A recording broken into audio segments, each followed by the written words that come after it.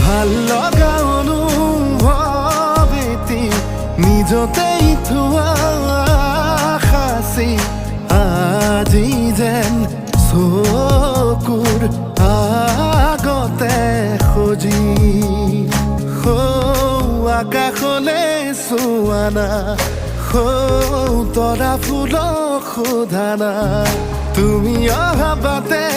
সুবাসৰে ৰজনীগন্ধা পাহে পাহে কিদৰে বুজাম নিজক কিদৰে সজাম নিজক কিদৰে বুজাম নিজক